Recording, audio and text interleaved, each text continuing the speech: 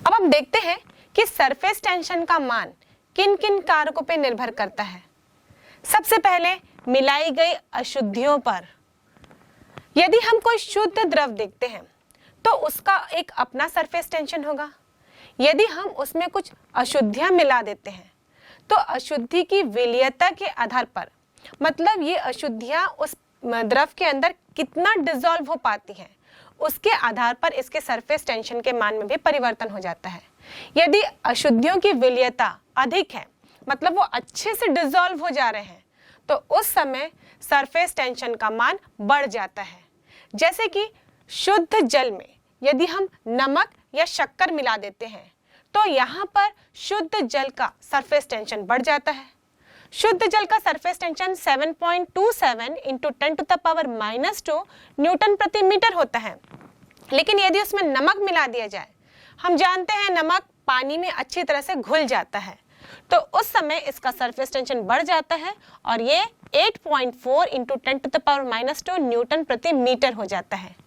पर यदि हम ऐसी अशुद्धि मिलाते हैं जिसकी विलयता कम हो, जैसे कि हम पानी में साबुन पानी मिला दे रहे हैं, यानी साबुन घोल दे रहे हैं, या डिटर्जेंट या डेटॉल, फिनाइल या मिट्टी तेल या कोई तेल, ऐसी अशुद्धि का मिलावट कर रहे हैं जिसकी विलयता कम हो, तो उस कंडीशन में इस द्रव का यानी कि जल का सरफेस टेंशन घट जाता है। या हम जल की बात कर रहे हैं, पर हम किसी भी द्रव की बात करें और उसमें ऐसे अशुद्धियां मिलाई जाएं जिसकी विलयता कम हो, तो इसका पृष्ठ तनाव घट जाता है। अब अगला कारण है कंटैमिनेशन यानी कि संदूषण। बच्चों, प्रदूषण तो आपने सुना है, अब ये संदूषण क्या होता है? एक्चुअली प्रदूषण में हम देखते हैं कि जो वांछनीय गैस के साथ या वांछनीय पदार्थों के साथ अवांछनीय पदार्थ मिक्स हो जाते हैं तो उसको हम प्रदूषण कहते हैं। लेकिन संदूषण में ये मिक्स नहीं होते, बल्कि एक परत या एक सतह बना लेते हैं। जैसे कि शुद्ध जल में यदि धूल के कण हो तो ये कण उसकी स्वतंत्र सतह पर ही चिपके रहते हैं। तो इस प्रकार ये जो धूल के कण इस स्वतंत्र पृष्ठ पर फैले हुए हैं, तो इसे हम कहते हैं संदूषण। यदि हम धूल के कण को उसमें घोल देते हैं, मतलब मिट्टी मिला देते हैं, तो वो प्रदूषण होगा। लेकिन अगर उसके सतह पर धूल के बारीक से कण उसके ऊपर एक लेयर बनाए हुए हैं, तो इसे हम कंटैमिनेशन या संदूषण कहते हैं। संदूषण के कारण किसी भी द्रव का पृष्ठ तनाव घट जाता है। मान लीजिए हम जल की सतह पर धूल के कण डाल देते हैं या कोई चिकनाई पदार्थ जैसे ग्रीस, तेल, तो ये इस जल के पृष्ठ तनाव के मान को कम कर देते हैं। अब अगला कारक है कि इस द्रव के साथ जो माध्यम संपर्क में है, उस माध्यम के आधार पर भी इस द्रव का पृष्ठ तनाव अलग अलग होता है।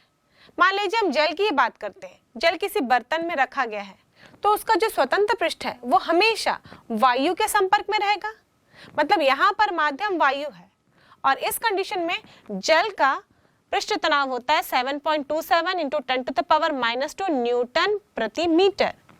लेकिन यदि जल के संपर्क में मान लीजिए जल वाष्प ही है, मतलब यहाँ पर गैस हो गया, उस कंडीशन में अब यहाँ पर माध्यम जो संपर्क में था वो चेंज हो गया, तो ऐसी स्थिति में जल का पृष्ठ तनाव कम हो जाता है और ये 7.0 इंटू 10⁻⁻² न्यूटन प्रति मीटर होता है। और ऐसे ही हम सभी द्रवों के लिए देखें कि जिस द्रव की बात कर रहे हैं उसका स्वतंत्र पृष्ठ किस माध्यम के संपर्क में है, और माध्यम बदल देंगे तो उस द्रव के पृष्ठ तनाव में भी परिवर्तन हो जाएगा। यहाँ वायु से यदि हम वाष्प की ओर आए तो जल के पृष्ठ तनाव में कमी आई। ऐसे ही हम किसी और माध्यम की बात करें तो हो सकता है कि पृष्ठ तनाव बढ़ भी जाए। तो ये डिपेंड करता है कि संपर्क में हम कौन सा माध्यम ले रहे हैं और कौन सा द्रव ले रहे हैं, उसके आधार पे ही द्रव का पृष्ठ तनाव में परिवर्तन होगा। अब अगला कारक देखते हैं ताप, कि एक बहुत ही महत्वपूर्ण कारक है और ताप बढ़ाने पर किसी भी द्रव का पृष्ठ तनाव हमेशा घटता ही है। और ताप के साथ द्रव का किस प्रकार संबंध है वो इस समीकरण द्वारा दर्शाया जाता है। यहाँ पर हम लिखे हैं टी थीटा, जहाँ टी पृष्ठ तनाव है और थीटा ताप है। मान लीजिए हमने थीटा ताप पर पृष्ठ तनाव को ज्ञात करना है, तो हम यहाँ पे टी थीटा लिखेंगे बराबर के ब्रैकेट के अंदर थीटा सी माइनस थीटा माइनस डी। अब ये थीटा तो ताप है, अब ये थीटा सी क्या है? थीटा सी क्रांतिक ताप है। क्रांतिक ताप ऐसा ताप होता है जहां पर किसी भी द्रव का पृष्ठ तनाव शून्य हो जाता है और इसे हम क्रिटिकल टेम्परेचर कहते हैं और इसीलिए हम इसे थीटा सी से दर्शाते हैं। अब ये के ये एक नियतांक होता है और ये डी ये भी एक नियतांक है जो द्रव की प्रकृति पर निर्भर करता है। तो इस प्रकार हम देखें कि जब हम ताप को बढ़ाते हैं तो किसी भी द्रव का पृष्ठ तनाव घटता है। एक्चुअली ताप बढ़ाने से पृष्ठ तनाव क्यों घटता है? क्योंकि द्रव आपस में एक दूसरे से सहसंजक बल से जुड़े हुए हैं। इनके अणुओं के बीच में आकर्षण बल कार्य कर रहा है। जैसे ही हम ताप दे रहे हैं यानी कि ऊष्मीय ऊर्जा द्रव को दे रहे हैं तो इसके जो अणु होंगे वो इस ऊर्जा को प्राप्त करके गतिशील हो जाएंगे और या तो गति करने लगेंगे या तो अपनी जगह पे कंपन करने लगेंगे और जब ये एक दूसरे से दूर जाएंगे इसका मतलब सहसंजक बल का मान कम हो जाएगा और इसीलिए पृष्ठ तनाव भी घट जाता है। इससे हम ये भी निष्कर्ष निकाल सकते हैं कि जिन द्रवों में सहसंजक बल का मान अधिक होता है उनका पृष्ठ तनाव भी अधिक होता है और जिन द्रव में सहसंजक बल का मान कम होता है उसमें पृष्ठ तनाव भी कम होता है। अब हम अगला कारक देखते हैं। द्रव के विद्युतीकरण करने पर किसी भी द्रव के स्वतंत्र पृष्ठ का यदि विद्युतीकरण किया जाता है, इलेक्ट्रिफिकेशन किया जाता है, तो उसका भी पृष्ठ तनाव घट जाता है। और अभी जो हमने पृष्ठ तनाव को प्रभावित करने वाले कारक देखे उसके आधार पर हम कुछ एग्जाम्पल्स की चर्चा करते हैं। सबसे पहले वाला वही एग्जाम्पल लेते हैं जिसमें मैंने आपको बताया था कि हम एक ब्लॉटिंग पेपर लेंगे और उस पर सुई रखेंगे और जब इसे द्रव पर रखा जाता है तो ब्लॉटिंग पेपर डूब जाता है, सिंक हो जाता है, जबकि सुई तैरने लगती है। तो सुई किस प्रकार तैरती होगी? आइए इसे एक चित्र द्वारा समझते हैं। मान लीजिए हमने एक सुई लिया। सुई ऐसे बेलनाकार होती है, यदि उसका क्रॉस सेक्शन एरिया देखें तो वो गोलाकार होता है और जब इसे पानी में रखा जाएगा तो ये अपना जगह बनाने के लिए अपनी ही आकृति से ही जल को विस्थापित करेगा। मतलब यहाँ पर हम देखें तो जल का आकार भी कुछ इस प्रकार हो जाएगा। अब इसकी ऊपरी सतह में हम देख रहे हैं तो इस सतह में वृद्धि हो गई, इसका क्षेत्रफल बढ़ गया। अब क्षेत्रफल बढ़ गया पृष्ठ तनाव के कारण। हम जानते हैं कि वह अपने क्षेत्रफल को कम करने का प्रयास करेगा, मतलब यहाँ पर सरफेस टेंशन काम करेगा। और सरफेस टेंशन है क्या? एक बल है जो पृष्ठ पर स्पर्श रेखीय रूप से कार्य करता है। तो यहाँ पर स्पर्श रेखीय रूप से बल कार्य करेगा।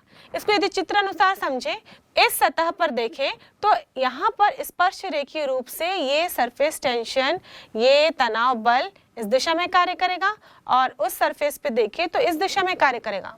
ये दोनों ऐसा महसूस हो रहा है कि इस सुई को पकड़कर खींच रहे हैं या उठाकर रखे हुए हैं और इस प्रकार इस सरफेस टेंशन के कारण, इस बल के कारण ही यह सुई पानी के ऊपर तैर सकेगी। और ऐसे ही बच्चों, कुछ कीड़ों को भी आपने पानी की सतह पर चलते देखा होगा, तैरते देखा होगा। वहां पर भी कारण पृष्ठ तनाव ही होता है। जब ये कीड़े अपने पैर से पानी को दबाते हैं तो उसकी स्वतंत्र पृष्ठ अंदर की ओर दबती है इनके पैर के आकृति के आधार पर और उसी कारण ही यहाँ पर क्षेत्रफल बढ़ जाता है और पृष्ठ तनाव के कारण ये क्षेत्रफल कम होने का प्रयास करेगा, जिसके कारण यहाँ पर यह तनाव बल कार्य करेगा और तनाव बल की दिशा कुछ इस प्रकार होगी, यानी कि ऊपर की ओर होगी, जो कीड़े को इस पानी की सतह पर इसके स्वतंत्र पृष्ठ पर चलने के लिए मदद करती है। चलिए पृष्ठ तनाव से जुड़ा हुआ एक और उदाहरण देखते हैं। यदि हम एक कंटेनर में पानी लेते हैं और उसमें एक कपूर का टुकड़ा डाल देते हैं। बच्चों, जो देसी कपूर होता है वो अनियमित आकृति का होता है। इसका एक टुकड़ा यदि हम जल में डाल देते हैं, बताइए क्या होगा? आप सोच रहे होंगे कपूर भारी है, उसकी डेंसिटी अधिक है, तो वो पानी में डूब जाएगा। पर आप इस एक्टिविटी को अपने घर में जरूर करके देखिएगा। ये कपूर का टुकड़ा पानी में डूबता नहीं है, बल्कि इधर उधर नाचने लगता है। अब बताइए ये इधर उधर क्यों नाचता होगा? अगर डूब नहीं रहा है तो एक ही स्थिति पर उसे रहना चाहिए, उस द्रव के ऊपर उसे स्थिर रहना चाहिए, लेकिन ये इधर उधर नाचता रहता है। ऐसा क्यों होता होगा? क्योंकि जल के संपर्क में जब कपूर आता है तो ये घुलने लगता है और इसकी घुलनशीलता कम होती है, मतलब ये अच्छे से मिक्स नहीं होता बल्कि सतह पर फैलने लगता है और इसीलिए ये सरफेस टेंशन के मान को घटा देता है। अब ये कपूर अनियमित आकृति का है, मतलब किसी जगह पर ये ज्यादा घुलेगा और किसी जगह पर कम घुलेगा। तो जिस जगह पर इस ज्यादा घुला है वहां पर इसने पानी के पृष्ठ तनाव को कम कर दिया है। तो इसके दो अलग अलग जगहों पर देखें तो एक जगह पानी का तनाव अधिक है और एक जगह पानी का तनाव कम है। तो ये कपूर जिस जगह पर पानी का तनाव अधिक होगा उस तनाव बल के कारण उसी दिशा में चलने का प्रयास करेगा। फिर इसी दौरान यदि किसी दूसरे एरिया में वो फिर पानी के संपर्क में आ रहा है और वहां पर कपूर फिर घुलना शुरू कर दे रहा है तो उस कंडीशन में फिर उस जगह पर पानी का तनाव कम हो जाएगा, फिर किसी अन्य जगह पर पानी का तनाव अधिक होगा। तो इस प्रकार जिधर भी पानी का तनाव अधिक होगा ये उसी दिशा में गति करने लगेगा और हम देखेंगे तो ऐसा लगेगा कि कपूर नाच रहा है पानी के ऊपर। तो ऐसा नाचता हुआ कपूर आप अपने घर में भी देखिए, पानी का एक कटोरा लीजिए और उसमें कपूर डालिए और हाँ, जब भी ये एक्टिविटी करें तो अपने घर के 4 लोगों को भी दिखाएं, अपने दोस्तों को भी दिखाएं और इसके पीछे छुपे हुए पृष्ठ तनाव वाले विज्ञान की चर्चा जरूर करें। अब पृष्ठ तनाव का अगला उदाहरण देखते हैं। लेड एक एलिमेंट है जिसे हम सीसा कहते हैं। इसके छोटे छोटे बॉल बनाने के लिए पृष्ठ तनाव के गुण का उपयोग किया जाता है। हम सीसा को पिघला देते हैं और पिघला के इसे ऊपर से गिराते हैं और जब ये ऊपर से गिरता है तो ये पृष्ठ तनाव के कारण छोटे छोटे गोलों के रूप में कन्वर्ट हो जाता है और इसे हम पानी की सतह पर गिराते हैं। पानी का तापमान कम होता है, ये ठंडा होता है, इसलिए गर्म सीसा जब ऊपर से गिरता है तो वो छोटे गोलों में पृष्ठ तनाव के कारण कन्वर्ट हो जाता है और जैसे ही ये पानी से कांटेक्ट में आता है तो ठंडा होते ही ये एक रेगुलर शेप को ग्रहण कर लेता है और इस प्रकार लेड की छोटी छोटी गोलियां बनाने के लिए, छोटे छोटे छर्रे बनाने के लिए हम पृष्ठ तनाव के गुण का उपयोग करते हैं। ऐसे ही एक और एलिमेंट के बारे में हमने चर्चा की थी, मर्क्यूरी यानी कि पारा। हमने देखा था कि ये पारा कांच की प्लेट पर एक गोल मोती जैसा आकार बना लेता है और इधर उधर ये भी कांच की प्लेट में डोलता रहता है। यदि हम देखें तो एक छोटी बूंद होगी पारे की तो वो गोल होगी, लेकिन जब हम पारे की एक बड़ी बूंद लेते हैं तो वो चपटी रहती है। अब सोचिए, एक छोटी बूंद गोल है और बड़ी बूंद चपटी, पृष्ठ तनाव तो दोनों में काम कर रहा है। फिर एक बूंद, छोटी बूंद गोल है और बड़ी बूंद चपटी क्यों है? एक्चुअली इस पारे पर 2 बल कार्य कर रहे हैं, एक उसका पृष्ठ तनाव और दूसरा गुरुत्वाकर्षण बल। यदि हम पृथ्वी पर हैं तो हम हमेशा गुरुत्वाकर्षण के प्रभाव में ही रहेंगे और गुरुत्वाकर्षण के कारण ही किसी भी वस्तु का भार होता है। यदि हम छोटे पारे की बूंद लें तो इसके भार को हम नगण्य मानते हैं और इसीलिए वहां पर पृष्ठ तनाव का मान अधिक होता है, या फिर हम यूं कहें कि इस छोटे पारे की बूंद का भार नगण्य हो जाता है और केवल वहां पर पृष्ठ तनाव कार्य करता है, जिसके कारण वो अपने स्वतंत्र पृष्ठ के क्षेत्रफल को न्यूनतम करने का प्रयास करता है और एक गोलाकार रूप ले लेता है। लेकिन जब हम बड़े बूंद की बात करें तो वहां पर इस पारे के भार को नगण्य नहीं किया जा सकता, इसे हम नेग्लेक्ट नहीं कर सकते और इसका भार अस्तित्व में आता है और इसी के कारण पारे की बूंद चपटी हो जाती है। इस पारे में एक ऐसा बिंदु होगा जहां पर इसके पूरे भार को हम केंद्रित मानते हैं और इसे हम गुरुत्वीय केंद्र कहते हैं, यानी सेंटर ऑफ ग्रेविटी कहते हैं, जहां पर इसका पूरा वेट कॉन्सेंट्रेट है ऐसा माना जाता है। अब भार के इफेक्ट के कारण ये गुरुत्वीय केंद्र नीचे आने का प्रयास करता है और इसीलिए पारे की बूंद बड़ी वाली चपटी हो जाती है। बच्चों, आप किसी फव्वारे के बगल में बैठे हैं आपको कैसा अनुभव होता है? यदि हम गर्मी के दिनों में किसी पार्क में टहलने जाते हैं और हम फव्वारे के बगल में बैठते हैं तो हमें ठंडक महसूस होती है। ये फव्वारे के बगल में बैठने से हमें ठंडक क्यों महसूस होती है? क्योंकि हम देखें तो फव्वारे से जो पानी बाहर निकल रहा है, कुछ दूर तक ये पानी छोटे छोटे ड्रॉपलेट्स के रूप में रहता है। दूसरे शब्दों में हम यूं कहें कि पानी फुहार बन जाता है और सिर्फ फुहार के कारण ही हमको ठंडक महसूस होती है। जब पानी छोटे छोटे वाटर ड्रॉपलेट्स के रूप में बढ़ता है उस समय इसका क्षेत्रफल बढ़ जाता है, क्योंकि ऐसे ही बहुत सारे ड्रॉपलेट्स का निर्माण होगा तो ऐसे ही बहुत सारे गोलाकार पृष्ठ बनेंगे, यानी कि क्षेत्रफल बढ़ जाएगा। उस कंडीशन में जो पानी के अंदर के अणु हैं वो इस पृष्ठ पर आने का प्रयास करेंगे, और जब ये अंदर से इस पृष्ठ पर आने का प्रयास करते हैं तो यहाँ सहसंजक बल के विरुद्ध कार्य होता है, और यह कार्य इस जल की आंतरिक ऊर्जा का कंजम्पशन के कारण होता है, और आंतरिक ऊर्जा कंज्यूम होती है, इसका मतलब उस फुहार का, वाटर ड्रॉपलेट्स का ताप गिर जाता है, और इसीलिए जहां पर भी हमको छोटे छोटे वाटर ड्रॉपलेट्स मिलते हैं वहां हम महसूस करें तो हमें ठंडक लगती है। ऐसे ही एक और उदाहरण देखते हैं। मान लीजिए आपके पास दो प्लेट है। इन दोनों प्लेट के बीच में यदि हम कोई तरल डाल देते हैं, द्रव डाल देते हैं, तो इन दोनों प्लेटों को आपस में स्लाइड करना आसान हो जाता है, लेकिन इन दोनों प्लेट को एक दूसरे से अलग करना मुश्किल लगता है। ये एक दूसरे से ऐसा महसूस होता है कि चिपक गए हैं, अलग नहीं होते।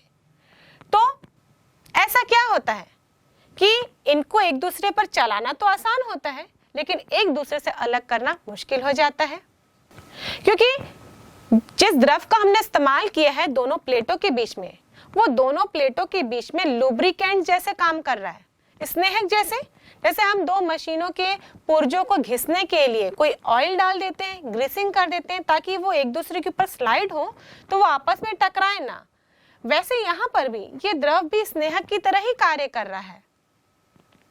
लेकिन ये दोनों प्लेटों के बीच में एक पतली सी फिल्म बना लिया है, और हम जानते हैं कि फिल्म की स्वतंत्र सतह पर सरफेस टेंशन कार्य करता है, और इसी सरफेस टेंशन के कारण इन दोनों प्लेटों के बीच में वायुमंडलीय दाब घट जाता है और बाहर का दाब बढ़ जाता है, और इसीलिए जब इन दोनों प्लेटों को अलग किया जाता है तो बहुत ज्यादा बल की आवश्यकता होती है, और यूं कहें कि इन दोनों प्लेटों को अलग करना मुश्किल हो जाता है। बच्चों, हम बारिश आने से पहले ऐसी वस्तुओं को अपने घर के आसपास से हटा देते हैं जिनमें गहराई हो, क्योंकि हम जानते हैं यदि उसमें पानी भर जाता है तो उसमें मच्छर हो जाते हैं, और मच्छरों से बचने के लिए हम या तो उन गड्ढों को भर देते हैं या फिर ऐसा सामान जैसे कि नारियल का खोपला हो, कोई टायर हो या ऐसी कोई गहराई वाली चीज हो, उसको हम अपने घर से साफ सफाई कर देते हैं, बाहर से हटा देते हैं। पर मान लीजिए कोई गड्ढा रह गया, तो हम जानते हैं उस गड्ढे में पानी भर जाएगा और उसी पानी में मच्छर अपने अंडे देंगे और वहां से ढेर सारे मच्छर हो जाते हैं। तो मच्छरों को हटाने के लिए हम क्या करते हैं? या तो गड्ढों को पाटते हैं, और यदि हम गड्ढों को नहीं पाट पाए और हम देख रहे हैं कि वहाँ मच्छर के अंडे हैं, ढेर सारे मच्छर हैं, तो हम वहां पर मिट्टी तेल डाल देते हैं।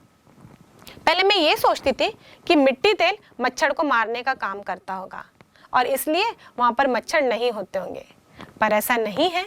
मिट्टी तेल इस पानी की सतह पर एक परत बना लेता है, क्योंकि ये घुलता नहीं है पानी से, और इसीलिए ये पानी के सरफेस टेंशन को कम कर देता है। पानी का बहुत अधिक सरफेस टेंशन होने के कारण जो अंडे रहते हैं वो पानी की सतह पर तैरते रहते हैं, और इसीलिए उन अंडों में से मच्छर निकल आते हैं। लेकिन जब उसका सरफेस टेंशन कम हो जाए, मतलब जब हम मिट्टी तेल डालते हैं तो ऐसा ही होता है, उस कंडीशन में ये अंडे पानी के अंदर डूब जाते हैं और ये अंडे हैच नहीं हो पाते, और इसलिए इसमें से मच्छर नहीं निकल पाता। तो मच्छर के मरने का कारण है पृष्ठ तनाव उस गड्ढे के अंदर पानी में मिट्टी तेल मिलाने से। अब चलिए बच्चों, कुछ ऐसे उदाहरण लेते हैं जिसको आप अपने डेली लाइफ में रेगुलर अनुभव करते हैं।